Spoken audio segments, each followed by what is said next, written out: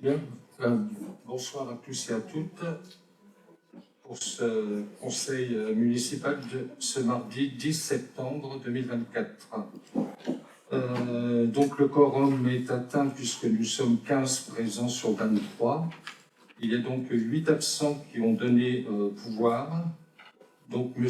Théani à Mme Virginie Chuchard, M. Lecomte à Mme Stéphanie Gobiet, Mme Chelfout qui m'a donné son pouvoir, M. Bruno Tortet qui a donné le pouvoir à Mme Léandre, M. Mélier Gérard qui a donné pouvoir à Mme Verneau, M. Fradenreich qui a donné pouvoir à M. Eric Brem, M. Camerini qui a donné pouvoir à Stéphanie Fernandez et Mme Poiret qui a donné pouvoir à M. Horter. Donc, je répète, 15 présents, 8 pouvoirs. Donc, première chose, approbation du procès-verbal de la séance du 9 juillet dernier. Avez-vous des remarques, modifications, erreurs éventuelles?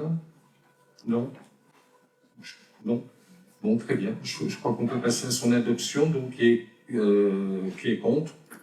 Qui s'abstient? Pour ceux qui ont des pouvoirs, qui est contre? Qui s'abstient? Donc, un vote à l'unanimité. Quelques informations relativement rapides. Donc, information d'une décision prise dans le cadre des fonctions consenties au maire par le Conseil. Donc, suite à une demande d'annulation de réservation de la salle polyvalente, j'ai pris le 30 juillet dernier une décision acceptant de restituer le chèque de caution ainsi que les arts versés d'un montant total de 200 € auprès du locataire. Il y avait une raison bien précise, c'était pas une défaillance de sa part, donc aucun souci, à mon avis. Accueil de loisirs. Donc, je vais laisser le temps à Kevin de projeter.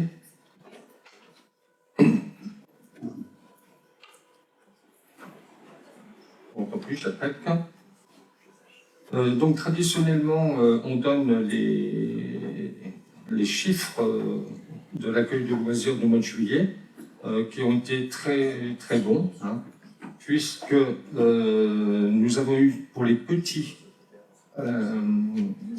24 enfants la première semaine, 21 à la seconde, 23 à la troisième, et la dernière semaine qui se rapprochait, puisqu'elle se rapprochait au 2 août, 18.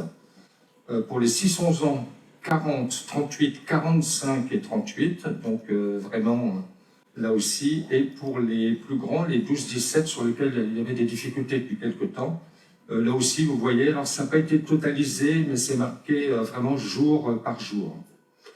Donc, vraiment des échos très positifs de cet accueil de loisirs, avec pas mal d'activités proposées auprès des enfants. Et là encore, avec une large présence de familles et saumoises. Si vous avez des remarques, des questionnements, n'hésitez pas. Très bien. Rentrée des classes, donc on vous a mis les effectifs de l'école élémentaire et de l'école maternelle. Donc actuellement 101 élèves à l'école élémentaire et 71 en maternelle. J'en profite pour préciser qu'aujourd'hui et la semaine prochaine, les enseignants de l'école élémentaire plus les deux classes, Virginie, de l'école maternelle, sont en stage de formation. Tous les enseignants de l'école élémentaire et tous les enseignants de l'école maternelle ont bénéficié d'une journée de formation aujourd'hui. Ils en auront une deuxième le mardi 17 septembre. Voilà, c'est ce qu'on appelle dans le langage les fils. En lien avec la réorganisation pédagogique de l'école élémentaire. Voilà. Donc c'est un point bénéfique. Je vous rappelle aussi qu'on bénéficie des mesures dites Blanquer, de dédoublement des classes en élémentaire et en grande section aussi d'école maternelle. C'est une question qui me trotte là. Alors attends, parce qu'on a un micro qui se balade normalement.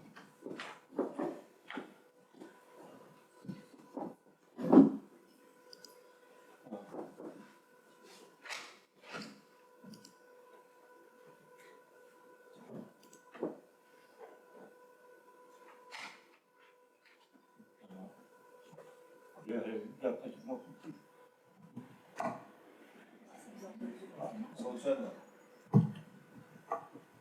Oui, il y a une question. Bonjour à tout le monde déjà. Il y a une question qui me trotte. Si la formation de tous les enseignants, les élèves ils vont où pendant cette formation? Alors, chaque enseignant... Pareil, prends le micro, parce qu'on entend. Nous, on entend, mais... Chaque enseignant a été remplacé, donc les élèves ont eu classe comme d'habitude. D'accord. Voilà, il y a un dispositif de personnel remplaçant, départemental, qui prend la place des enseignants en stage. Hein. Très bien. La fréquentation à la cantine de l'école Code 204 et à la maternelle, d'ailleurs, là aussi, vous allez avoir, ou vous avez déjà les chiffres.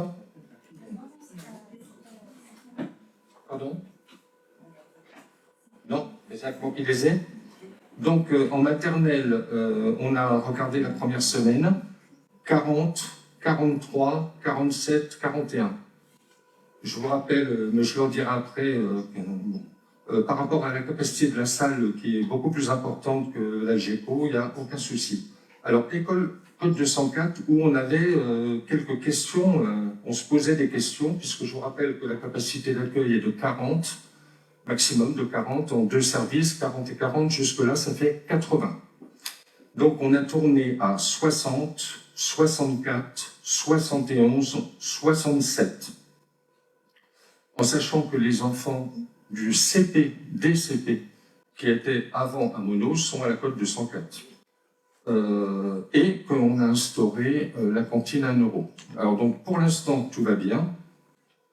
On pense que, par précaution, on va attendre le mois d'octobre pour être sûr que tout aille bien. On a prévu, si on dépassait, un plan B. Alors, par contre, sur la cantine, je tiens à dire une chose, parce que j'ai demandé un peu au personnel. Le fait que les CP, cette année, mangent à la Côte 204, c'est-à-dire qu'ils n'ont qu'à traverser la cour pour aller à la cantine, alors qu'avant, les CP allaient en bus de Mono à l'école maternelle, mangeaient, puis retournaient en bus. Les personnels encadrants me signalent qu'ils trouvent les enfants, même si c'est la rentrée, quand même moins fatigués et surtout moins stressés du fait d'avoir un transport de moins et de se sentir moins concentré dans le temps. Donc pour l'instant, c'est un aspect positif constaté. J'en profite pour dire aussi qu'au niveau des transports scolaires, donc on a été obligé d'adapter. On a des changements, c'est pas énorme. Hein. Bon, déjà, on a la suppression du bus le jeudi qui a emmené les enfants de Mono, place Ferréole, pour que ceux-ci bénéficient de la salle polyvalente et de la médiathèque. C'est supprimé, donc ça devient un gain pour les finances de la collectivité. On est obligé de changer quelques arrêts, pas énormément, mais un certain nombre. Alors, je tiens à dire que nous avions contacté la RTA le 20 juin. Le 20 juin. Les transports modifiés ont été finalisés 3 jours avant la rentrée. On a prévenu tout de suite les familles. Donc il s'est passé, on va dire, un certain temps, malgré un certain nombre de relances. Tout est fait, tout va bien, donc pas de problème. Information très rapide, peut-être Olympe pourra compléter. Vous avez dû voir, pour bonne part d'entre vous, dans vos boîtes à lettres, un questionnaire par rapport à une possibilité de projet de micro-crèche sur la commune. Je rappelle qu'au niveau de la commune, on a un souci, c'est-à-dire qu'on est en insuffisance de personnes liées à la petite enfance, assistantes maternelles, crèche, micro-crèche. Donc on a une personne qui nous a contactés, qui a déjà un certain nombre, qui est directrice d'un certain nombre de micro-crèches déjà, sur la région parisienne, et qui souhaiterait implanter une micro-crèche sur notre commune. Donc là, on est allé dans la prospection, et on a commencé à étudier le dossier dans le cas où il serait bien finalisé. Si tu veux peut-être rajouter quelque chose avec le micro.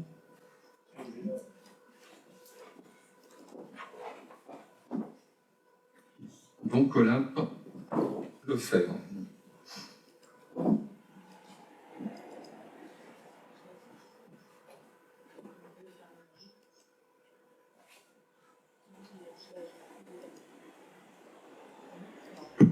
Céline. Oui, donc prospection, oui. C'est pour ça que vous avez eu le questionnaire. Le projet est en cours d'écriture auprès de la PMI. Donc c'est très long parce qu'il y a beaucoup de choses à remplir comme cases. Notamment, il faut connaître les effectifs des écoles, des cantines, des périscolaires, de tout l'accueil sur tout le territoire pour savoir où il y a des manques et où il faut s'implanter pour être sûr d'avoir des enfants. Donc là, c'est le travail qui est fait, mais Essômes est quand même une partie de la couronne de Château-Thierry qui est assez en carence, on va dire, d'offres d'accueil. Donc il y a de fortes chances que le dossier aille jusqu'au bout. Mais là, on est au début quoi, du projet. Bien. Alors si le projet avance, bien évidemment, on aura un certain travail à faire. Je pense notamment à la commission finances, à la commission travaux, peut-être aussi affaires scolaires. Hein. Donc ça, on verra. On a encore un certain délai, j'ai envie de dire, échéance fin décembre, je pense à peu près début janvier, avant d'y voir plus clair. Ça pourrait être un beau projet. Des interventions sur oui. Ou alors bien fort, mais comme tu n'as pas de voix, c'est raté, il faut le micro, je pense.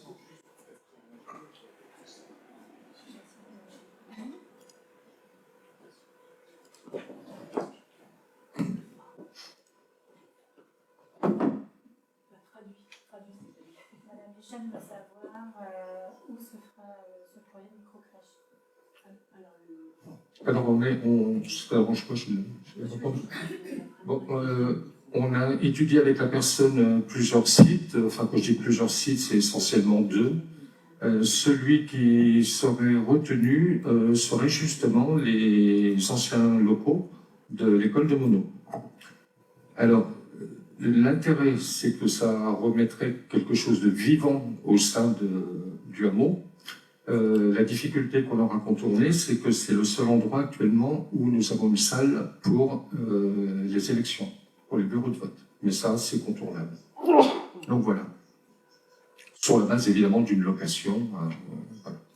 Mais encore une fois, c'est à retravailler. Ça sera travaillé en commission, donc avec les 2 groupes qui composent ce conseil municipal.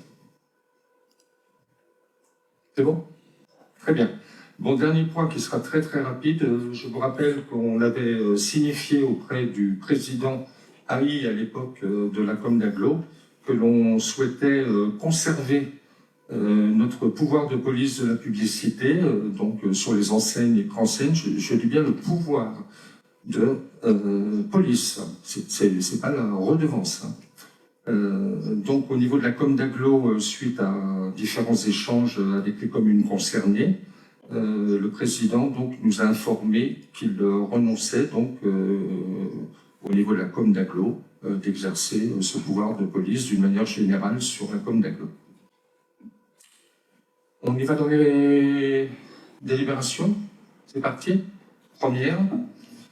Donc, fixation du montant. Oui, on fait passer entre-temps le relevé des délibérations et des décisions que vous pouvez signer et marcher.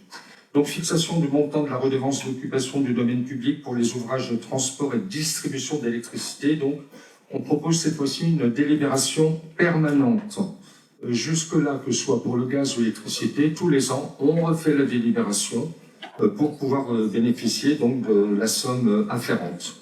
Donc je vous rappelle que cette redevance d'occupation du domaine public par les ouvrages de transport et de distribution d'électricité n'a pas été actualisée depuis le décret du 27 janvier 1956. Ça, c'est pour mémoire.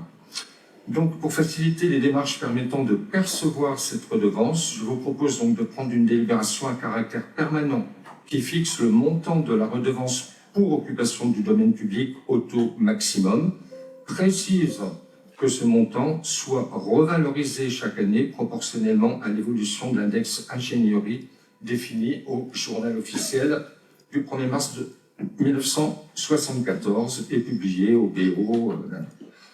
Donc, il s'agit bien cette fois-ci de dire que chaque année, au moment où, au niveau de l'électricité, et on fera pareil pour le gaz, dès que la somme sera proposée, proposée par les services concernés, on pourra encaisser sans avoir à reprendre une délibération. Ça n'avait fait aucun problème, bien au contraire, au sein de la commission où ça a été discuté. Pas de souci particulier. Très bien, on passe au vote. Qui est contre? Qui s'abstient? Pour les pouvoirs, qui est contre et qui s'abstient? Donc vote à l'unanimité. Je vais céder la parole à Frédéric Léandre pour des délibres qu'on se partagera concernant les finances, puis pour son domaine de la vie économique, puisque Xavier Christophe Lecomte, comme vous l'avez vu, donc est absent de ce conseil.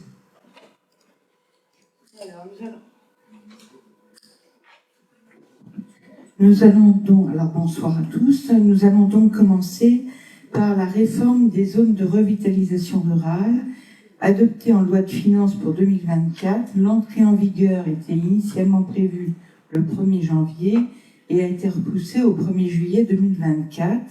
Elle fixe un nouveau zonage appelé France Ruralité Revitalisation. Grâce à cette réforme, 17 700 communes, dont Essonnes-sur-Marne, sont zonées France Ruralité Revitalisation. Ces FRR ont pour objectif de renforcer l'attractivité des territoires ruraux. Les entreprises qui s'implantent sur ces communes pourront bénéficier d'exonérations fiscales et sociales, exonération d'impôts sur les bénéfices, impôts sur les revenus et impôts sur les sociétés, de cotisations foncières des entreprises et de la taxe foncière sur les propriétés bâties. L'ensemble des exonérations en question seront applicables pendant 5 ans à 100%, puis pendant 3 ans de manière dégressive, 75, 50 et 25%. Toutes les entreprises, quelle que soit leur forme juridique, peuvent bénéficier de ces mesures d'allègement. Elles visent concrètement à favoriser la création ou la reprise d'entreprises dans les communes concernées, telles que des commerces ou de très petites entreprises. Alors, sur proposition des membres des commissions finances et vie économique réunies le 28 août 2024, je vous propose de délibérer pour instaurer l'exonération de taxes foncières sur les propriétés bâties en faveur des immeubles situés dans les zones France Ruralité Revitalisation mentionnées aux 2 et 3 de l'article 44 quindici A du Code général des impôts et rattachés à un établissement remplissant les conditions pour bénéficier de l'exonération de cotisation foncière des entreprises. Alors, apparemment, d'après ce que M. Lecomte nous disait, cette dernière phrase est un peu sujette à caution, étant donné que tout n'est pas vraiment calé. Mais il en ressort que pour notre part, si nous prenons cette délibération, nous aurions juste à nous abstenir de la taxe foncière sur les propriétés bâties pour la création d'entreprises. Y a-t-il des questions, des bandes d'explications Oui, alors pareil avec le micro, carrément. Qui est où? On va finir par t'asseoir à côté de nous, carrément. Merci. D'accord. Je vais rester là, comme ça je pourrais répondre. C'est juste pour savoir si c'est en lien avec les projets plus ou moins à court terme qui sont prévus sur la commune de création d'entreprise ou pas. Alors oui, évidemment pour chaque commune, mais ce qui n'est pas indiqué dans la note et qu'on doit rajouter oralement, c'est qu'à l'heure actuelle, avec les ZRR, donc zones de revitalisation rurale, il existe déjà les abattements qui sont spécifiés ici. Ça existe déjà. Notamment, ceux qui l'utilisent énormément, ce sont aussi, par exemple, les médecins. Entre travailler dans une ZRR, RR ou non, ça fait un gros changement. Alors, par ailleurs, on a regardé donc au niveau économique nos zones constructibles. On n'a quasiment plus rien, hein, et on n'aura pas plus avec le PLUIH. Après, sur le reste, ça ne jouera pas. Alors concrètement, si en effet on a un gros projet ou quoi, évidemment on tombera sur le coup, mais qui est déjà existant. Hein. Il est 75, 50 et 25% sur 3 ans. Voilà. Alors ça n'a rien à voir par contre avec la taxe d'aménagement. Celle-là, elle est perçue. D'autres questions? Très bien, on va passer au vote. Pas de questions, Eric? Bon, il faut savoir que l'immense majorité des communes vont voter pour, évidemment, cette transformation. Ils ont tout intérêt. Parce que sinon, si on ne le fait pas, là, il n'y a plus aucun avantage sur la commune. Très bien. Donc, qui est contre? Qui s'abstient? Ben, vote unanime. Je suis désolé de vous infliger des votes unanimes, mais tant pis. Oui, exact. Je n'ai pas demandé. Donc, pour ceux qui ont un pouvoir, qui est contre? Qui s'abstient? Je remercie Madame Verneau. Non, pas pour vous, mais... Il n'y a pas de contre, attention, hein. C'est pour, hein, là. Oui, c'est pour, oui. Non, j'ai bien compris. Non, mais j'ai eu un instant de... Non pas d'angoisse, parce que je ne vais pas m'angoisser pour ça, mais d'incertitude. Voilà, c'est chercher mon mot. Très bien. C'est bon? Très bien. Je vais poser une petite question avant qu'on continue. Bien sûr, bien fort. Oui, je crois que c'est la délibération. La première était la 65 et là, c'est la 66. Ah, alors c'est... La 64, c'était modification du tableau des emplois du conseil municipal du 9 juillet. Alors ça nous est arrivé une fois déjà. Si c'est le cas, on fera le décalage. Hein? Très bien. La 66, qui sera rapide aussi, donc là c'est lié à la comptabilité. Alors la 66 qui deviendrait 67, alors on est d'accord? On vérifiera quand même. J'ai tendance à vous faire confiance, hein, on verra bien. Hein. Pardon. Donc ça c'est lié à la comptabilité M57 qui fixe la durée d'amortissement des immobilisations. Donc c'est une délibération qui est complémentaire à celle que nous avions prise en octobre 2022. Donc en octobre 2022, le conseil municipal a approuvé la modification des méthodes d'amortissement introduites du fait de la nouvelle norme M57. Souvenez-vous, c'était le grand changement donc au niveau des calculs financiers et la non-application de ce qu'on appelle la règle du prorata temporis. Donc il convient aujourd'hui de compléter cette délibération par les précisions suivantes qui nous permettra d'amortir les opérations concernées par les comptes qui sont actuellement manquants. Parce qu'à l'époque, quand on a fait la M57, on a ouvert un certain nombre de comptes, mais on ne savait pas obligatoirement que sur telle ou telle opération, il faudrait les imputer sur tel ou tel compte qui donc n'existait pas. Donc il s'agit du matériel informatique scolaire, durée d'amortissement 3 ans, et vous avez le compte d'amortissement à côté, 28, 18, 31. Matériel et outillage technique sur 5 ans, 28, 157. Je rappelle pour mémoire que selon l'achat qui est fait, évidemment, la durée d'amortissement est variable. Ça peut être 3 ans, 4 ans, 5 ans, 10 ans, selon l'investissement qui est fait. Y a-t-il des questions? On passe au vote. Qui est contre? Qui s'abstient? Pour ceux qui ont un pouvoir, qui est contre? Qui s'abstient? Je continue. Donc la 68, admission en non-valeur de créances irrecouvrable. Alors, on est obligé de prendre une délibération pour 2 créances, l'une d'un montant de 8 € liée à une cessation d'activité, ça c'est lié au marché, si je ne dis pas de bêtises, et l'autre de 4,75 € qui par ailleurs est un montant inférieur au seuil de poursuite. Donc les sommes nécessaires sont prévues au chapitre 65, créances admises en non-valeur. Je ne pense pas que ça fasse l'objet de grands débats. On y va? Allez. Qui est contre? Qui s'abstient? Dans les pouvoirs, qui est contre? Qui s'abstient? On y va. Vote pour. Donc la 69, charte partenariale entre la commune et la direction départementale des finances publiques de l'Aisne pour l'ajustement d'actifs, c'est-à-dire l'inventaire, autorisation de signature. Donc je rappelle que le service de gestion comptable propose à la commune de réaliser un travail d'ajustement de l'inventaire de l'ordonnateur, c'est-à-dire nous, la mairie, avec l'état de l'actif du comptable public et le formaliser par la signature d'une charte partenariale. Donc il s'agit de tout un travail de mise en relation de la municipalité avec les services donc précités afin de bien avoir tout dans l'inventaire. Donc ça permet de raffirmer le rôle prépondérant des services ordonnateurs dans la fiabilisation de leur inventaire physique afin d'optimiser une meilleure articulation avec le service de gestion comptable responsable de la tenue de l'actif.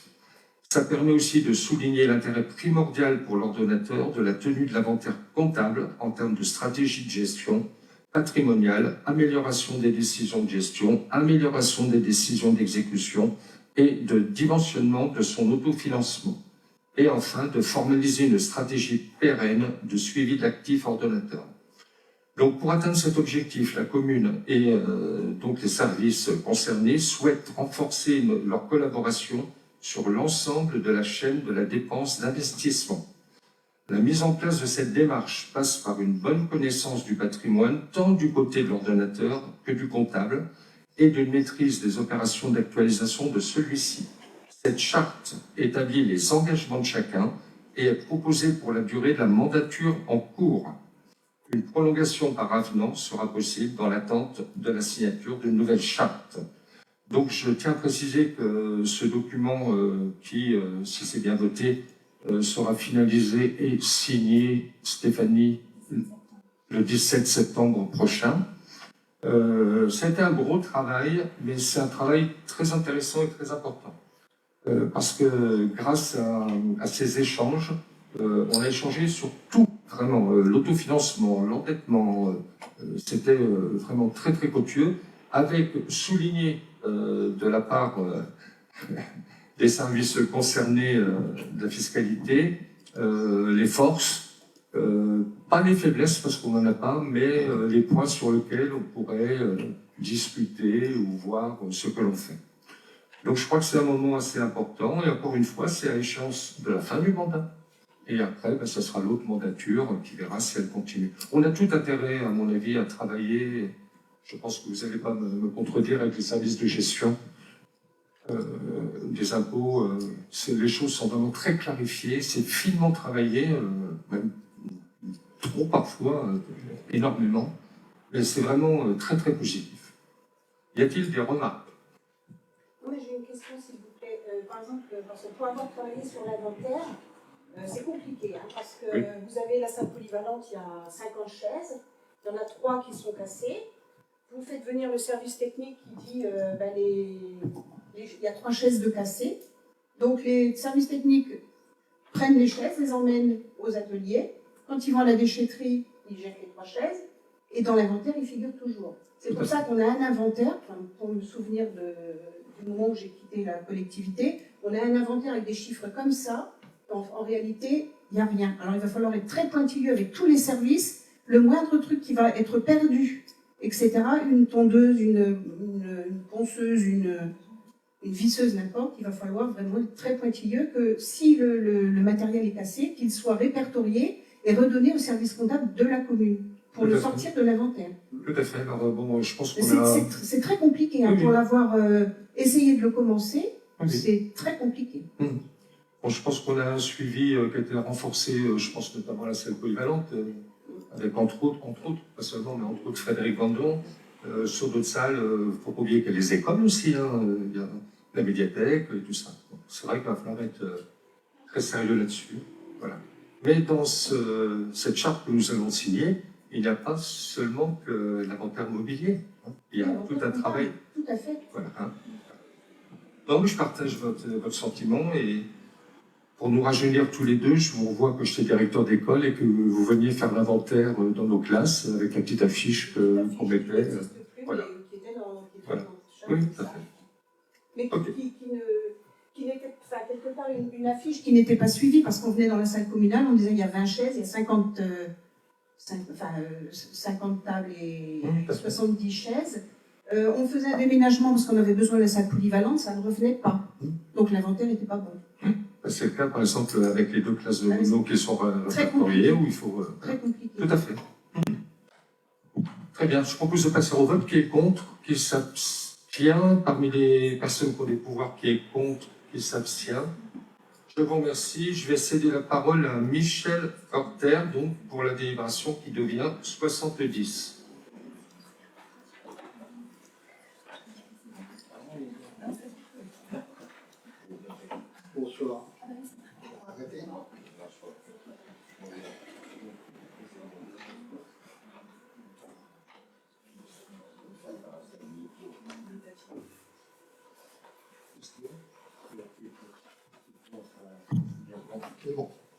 Bonsoir.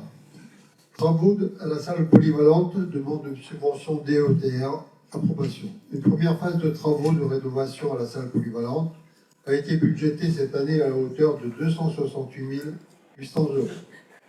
Après le constat de dégradation extérieure sur le bâtiment, il est proposé de modifier le phasage des travaux, de prioriser ces réparations.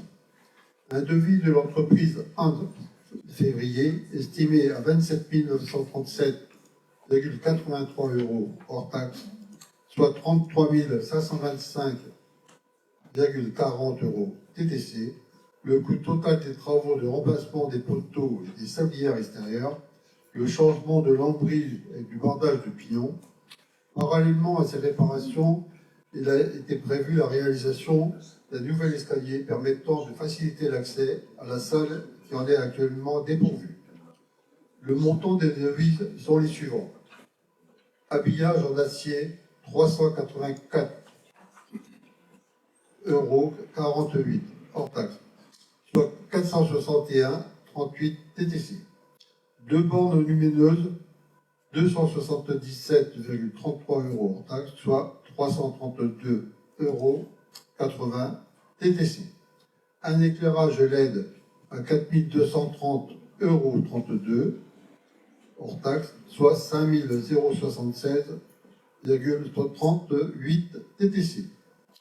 Pour un montant total hors taxe du projet des travaux et escaliers de 32 829,96 €, soit 39 395,96 € TTC.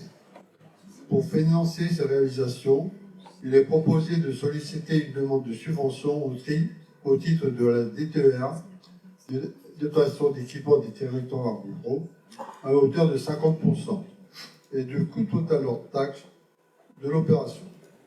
Le plan de financement sera le suivant.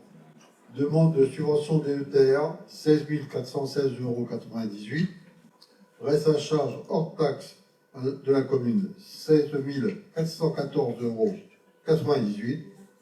Reste à charge total des TTC de la commune, 22 280,98 €. Y a-t-il des questions?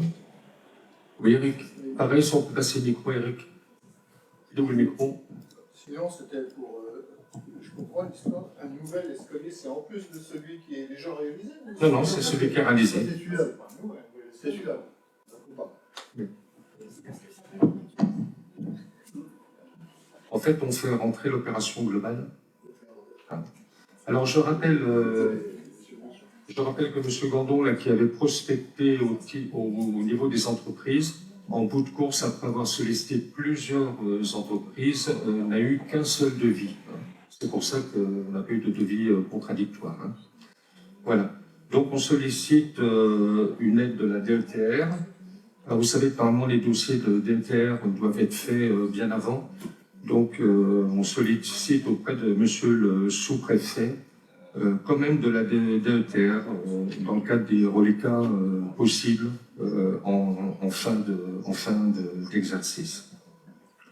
Je précise aussi que nous avons fait une demande complémentaire, alors comme c'est pas encore complètement emboîté tout ça, elle n'est pas signalée dedans, qui devrait nous permettre, si tout va bien, de financer l'ensemble de l'opération à 80%. Je rappelle que 80%, sauf quelques exceptions, c'est le taux maximum de subvention des opérations au niveau des collectivités locales. On y va? On vote donc qui est contre, qui s'abstient. Pour les porteurs de mandat, qui est contre, qui s'abstient. Merci pour ce nouveau vote à l'unanimité. Je vais céder la parole à Frédéric Léandre pour la délibération 71 avec le micro. Avant que tu aies celui-là, ce sera plus facile, ça permettra de passer celui-là.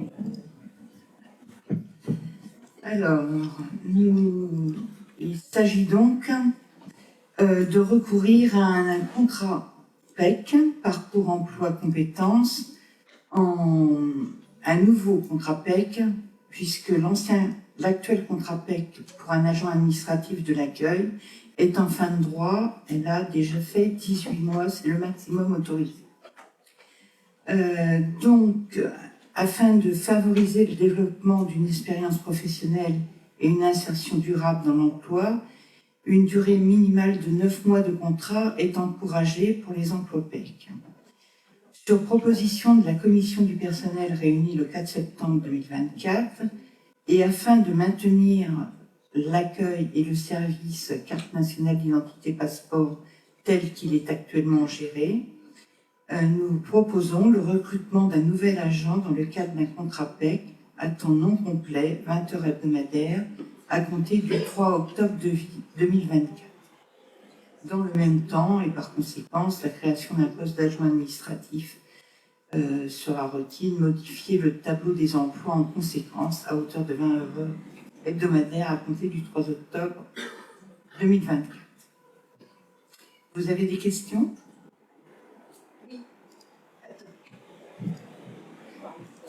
On pense à nous, mais on ne pense pas à ceux qui écoutent.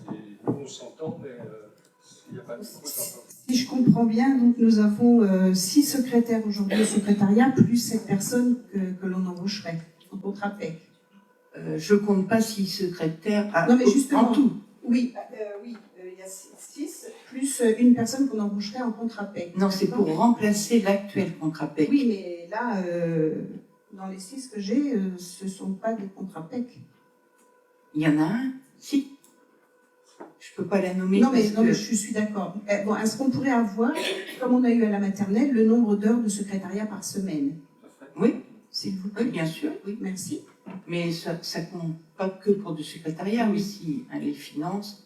Oui, enfin, quand Voilà. je dis Alors l'administration générale. Parce que là, c'est pour un contrat à l'accueil. Il se trouve que maintenant, entre les cartes d'identité, passeport et l'accueil, évidemment, une seule agente ne peut pas remplir toutes ces fonctions. De plus, afin que ça soit ouvert du lundi au samedi matin inclus, on a besoin d'un turnover.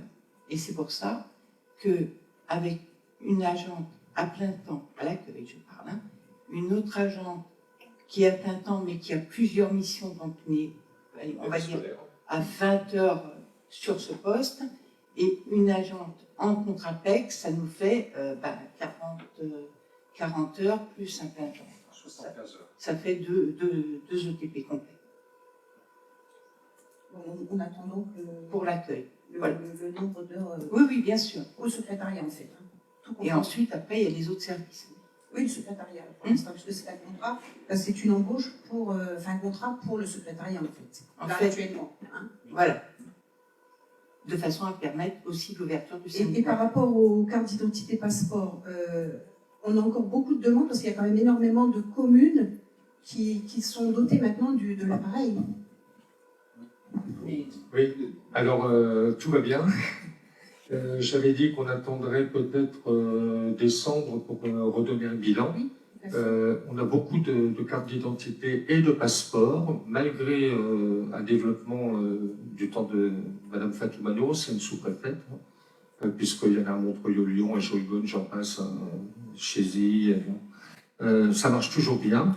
Même un certain nombre de personnes viennent plutôt à Essômes parce que de fait on est un peu plus rapide que dans d'autres endroits. Donc on déleste beaucoup, surtout Château-Thierry, qui n'hésitent pas eux-mêmes d'ailleurs à nous renvoyer un certain nombre de demandes, Charlie entre autres. Voilà. Donc le bilan est bon. Et je rappelle aussi qu'en fin d'année, on retouche de la part de l'État en fonction du nombre de dossiers finalisés. Hein. Voilà. Mais on vous donnera les chiffres, mais je pensais que oui, plutôt décembre serait peut-être plus approprié pour qu'on ait la fin d'année. Voilà. Et puis, donc, comme l'a dit Frédéric Léand, il faut bien distinguer ce qui est du secrétariat pur. La volonté municipale de laisser la mairie ouverte le samedi matin, ça moi j'insiste énormément là-dessus. Et puis, derrière, il ne faut pas oublier qu'à certains moments, on a des difficultés de gestion du fait d'absence ou autre, et même si ce n'est pas obligatoirement dans la fiche de poste, dans le cadre de nécessité de service, certaines secrétaires sont amenées, par exemple, à faire le bus, à faire du périscolaire à la cantine, voire les repas à la cantine. Donc voilà, donc on va bien vous donner tous les chiffres avec la carte géographique de ce qui devrait être, tout en sachant que par ailleurs, il y a d'autres tâches qui sont effectuées. Voilà. Donc, je vais attendre que ça soit voté pour vous dire après, quand même, ce serait la moindre des choses. Donc, il n'y a pas d'autres questions? Bien. J'en arrive presque à me poser la question si à un moment donné, il ne faudra pas qu'on ait un débat plus général dans une des commissions ad hoc pour voir un peu les positions des uns et des autres par rapport à nos agents. Ça pourrait être intéressant qu'on puisse s'exprimer les uns et les autres avec les positions qu'on peut avoir là-dessus. Très bien. Donc sur cette délibération numéro 71 qui est contre, donc, alors, je prends note, qui s'abstient. Parmi les personnes qui ont des pouvoirs, qui est contre, qui s'abstient. Donc on est à 2 contre, 2 abstentions, ce qui nous fait donc 4 et donc 19 pour. Donc la délibération est adoptée. Frédéric, tu vas continuer avec la 72, c'est la prime de direction, directeur et directeur adjoint des centres de loisirs, sans hébergement. Voilà, donc je vous rappelle que la communauté d'agglo de la région de Château-Thierry exerce la compétence accueil de loisirs sans hébergement et qu'à ce titre, elle prend en charge les frais liés à la rémunération des animateurs et directeurs de centre dans le cadre d'une convention de mise à disposition du personnel avec les communes partenaires. Une délibération avait été prise en ce sens en 2019 et il convient aujourd'hui de l'actualiser. En effet, la perception nous a fait remarquer qu'il nous faut préciser que les directeurs et les directeurs adjoints des centres de loisirs percevront une prime de direction équivalent à 25% du SMIC brut pour l'année 2024 et les suivantes. Vu l'avis de la commission du personnel réunie le 4 septembre 2024, je vous demande donc d'approuver le versement de cette prime de direction aux directeurs et directeurs adjoints parce que d'habitude, ils l'aperçoivent sans problème et cette fois-ci, la perception attend notre délibération pour pouvoir leur verser leur dû. Vous avez des questions? Pourquoi? Il faut leur demander. C'est du zèle. Parce que là, actuellement, la prime, elle a été versée. Tous les ans, elle a été versée sans problème, mais cette année, un nouvel agent a trouvé demande une délibération pour pouvoir verser, parce que les agentes sont en attente de leur prime. Et bien, elles ne toucheront plus leur prime.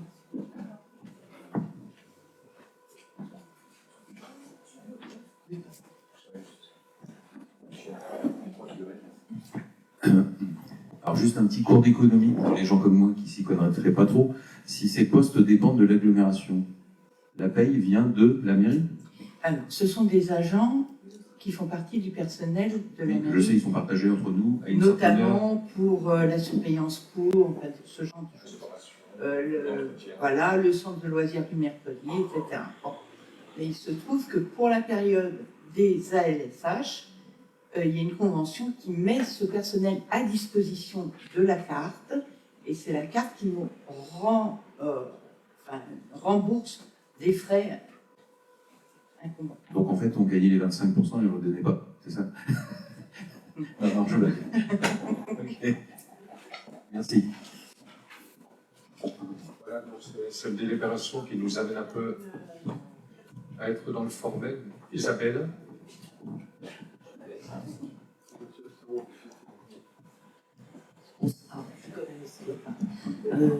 Ce qui me pose question, c'est de nous dire si c'est demandé donc dans chaque commune rattachée à l'agglomération, cette délibération. Non, parce que cette délibération, elle ne concerne que les communes qui accueillent des ALSH. On a 7 sur la commune. Alors, il y a quand même comme une inégalité si une des 7 communes vote contre cette prime. Oui, il faut le faire. Oui, mais mais donc, si la perception demande à ce qu'on vote, C'était pas précisé dans la convention. En fait, c'est bon. Il demande juste que ça soit précisé. Ouais.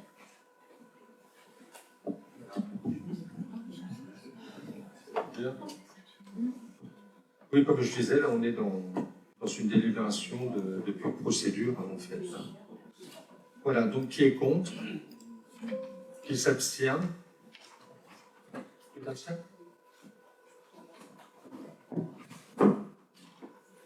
Parmi les personnes pour un pouvoir, qui est contre? Qui s'abstient?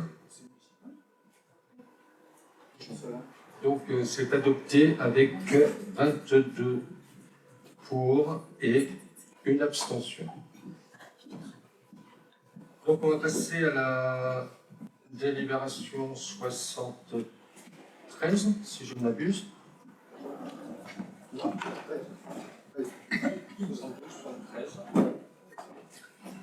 Alors, pour vous informer que la convention d'adhésion au service de médecine préventive du centre de gestion arrive à échéance le 31 décembre 2024.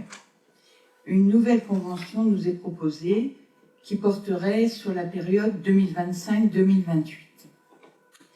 Cette convention, en cohérence avec le décret 85-603 du 10 juin 85, qui vise à développer un service global de prévention et de santé au travail, se décline sous 3 missions: la surveillance médicale des agents, l'action sur le milieu professionnel et des propositions de mesures spécifiques à chaque collectivité visant à prévenir collectivement les risques professionnels, notamment. Donc, vu l'avis de la commission du personnel réunie le 4 septembre 2024, je vous propose l'adhésion, la reconduction en fait, de l'adhésion de la commune au service de prévention et de santé au travail à compter du 1er janvier 2025 et pour courir jusqu'au 31 décembre 2028. Et je suis à votre disposition pour répondre à vos questions.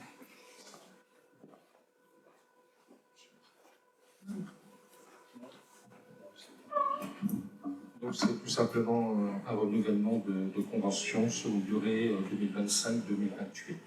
Donc qui est contre, qui s'abstient, parmi ceux qui ont un pouvoir qui est contre, qui s'abstient, donc adopté à l'unanimité. Nous allons passer à la délibération 74. Frédéric Léandre continue, poursuit, ce sera la dernière de ce soir. Alors, c'est la saison et nous allons donc bientôt arriver aux fêtes de fin d'année et c'est pourquoi je vous propose d'offrir à l'ensemble du personnel, titulaires, stagiaires, contractuels et apprentis, des chèques cadeaux d'un montant de 50 €.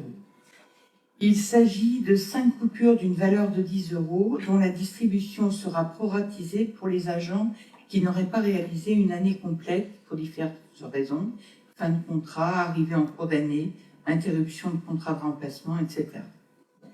Cette année, 39 agents sont concernés pour un budget qui est estimé à 1 840 € dans l'attente d'un devis de la société Upcadoc. Le règlement s'effectuera donc auprès de cette société par mandat administratif au compte 6488.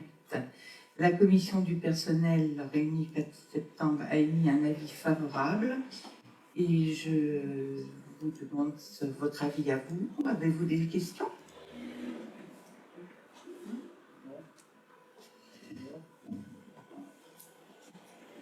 On s'y prend un peu à l'avance, contrairement aux années passées, un petit mois en avance quasiment, mais ça nous permettra de bien tout mettre dans les clous et d'avoir tout en temps et en heure pour fin novembre en fait. Et pas, ça ne déborde pas. Donc qui est contre, qui s'abstient, parmi les conseillers qui ont un pouvoir, qui est contre, qui s'abstient. Très bien, donc on vote à l'unanimité. Rappel d'informations concernant l'agenda. Donc le premier c'est pour demain. Avant-dernier marché des producteurs et artisans locaux, donc demain, mercredi 11. De l'année, bien sûr. Ça va perdurer. D'ailleurs, l'Union nous a fait de la pub et nous les en remercions. Donc le mercredi 11 demain, de 16h à 19h. L'exposition Sophie Marchand à la médiathèque qui se poursuit, le vernissage la semaine dernière, en fin de semaine, un certain nombre de conseillers étaient présents. C'est une très belle exposition. Moi, j'engage tout un chacun, habitant de la commune et extérieure, à aller la voir. On a toujours besoin de culture, c'est très beau en plus. Et dans la foulée, pour les Journées européennes du patrimoine, ce sera aussi Sophie Marchand qui va exposer d'autres œuvres. Le vernissage est prévu donc samedi 21 à 11h. Et je rappelle que de manière traditionnelle, les classes des écoles se rendent à cette exposition avec, dans la mesure du possible, la présence de l'artiste et le questionnement des enfants, les interrogations. Et j'ai coutume de dire, pour y avoir assisté plus d'une fois, que les questions des enfants ne sont pas les questions des adultes, et parfois il y a un étonnement de l'artiste par rapport au questionnement des enfants. Le 5 octobre, sous la coupe de M. Frédéric Gandon et Christine Galandris, entre autres, donc il y aura l'organisation du thé dansant le samedi 5 octobre de 14h30 à 19h à la salle polyvalente. Le prochain conseil municipal aura lieu le 8 octobre à 19h et je précise que normalement, je dis bien normalement, il y aura la présence du chef de projet de Aldi qui viendra exposer là où ils en sont au niveau du projet d'aménagement. Voilà, moi je n'avais rien d'autre de plus à rajouter. Si vous avez... alors diverses commissions sont prévues là, très prochainement. Il y a une commission affaires scolaires, Stéphanie. Oui, je prévois, je pense, le 17 octobre à 18h, une commission affaires scolaires, nous confirmera tout ça. On a d'autres commissions qui sont prévues. On a le CCAS. Le CCAS qui, jeudi prochain, donc après-demain. Et je crois que dans les commissions, pour l'instant, c'est à peu près tout. Hein. Très bien. Pas d'autres questions? Je vois que vous êtes venu si vous souhaitez intervenir. Ah. Je vois que vous êtes venu, donc merci d'être venu. D'ailleurs, si vous souhaitez intervenir, j'ai le pouvoir de vous donner ou de ne pas vous donner la parole. Ouais, je sais. Donc je vais prendre le pouvoir de vous la donner. Bon, merci. Par contre, on va vous donner le micro. Non, non, ça va aller. Non, pour vous, non, mais c'est pour les gens qui écoutent, ils n'entendent pas sinon. Ouais, c'est diffusé en direct. Excusez-moi d'être en retard. Ah non, il n'y a pas de retard. Je fais semblant de m'intéresser à la vie de la commune. Moi, je viens toujours pour le même sujet. J'ai pas vu cette année la publication dans les revues des travaux programmés. Elle a eu lieu ou elle a été faite ou pas? Je sais pas. Enfin bon, c'est pas grave. Moi, c'est toujours la même question de savoir si c'est dans les projets, le virage au bout de notre rue, là, si c'est dans les projets futurs ou pas. Quoi. Le projet, hein. Comment? On parle de projet. Ouais, le bout du chemin de Moncourt, là. Voilà, avec le, voilà, c'est tout. Avec le terrain qui avait été réservé à l'époque par la municipalité précédente de M. Lapointe à la Pointe. La Pointe, elle appartient à la commune maintenant? Là. Maintenant, elle appartient à la commune. Ça a été racheté en tout début de mandat. Ouais. En tout début de mandat. C'était donc en terrain réservé dans le cas des travaux hydrauliques qui, lorsqu'ils reviendront, ne seront certainement pas faits sous cette forme. Donc pour l'instant, c'est encore en terrain réservé, en effet. Peut-être que Michel Horter peut apporter un complément, si je suis. Non, mais c'est exactement ça. Pour l'instant, la partie réservée, tout ça, c'est peut-être pour les futurs bassins. On ne sait pas la surface exacte. On ne va pas entamer des travaux qui pourraient des fois gêner le bassin. Bon, c'est tout. Mais bon. Alors, dès qu'on sera sûr, hein, admettons, il n'y a pas de bassin de décantation, il n'y a rien.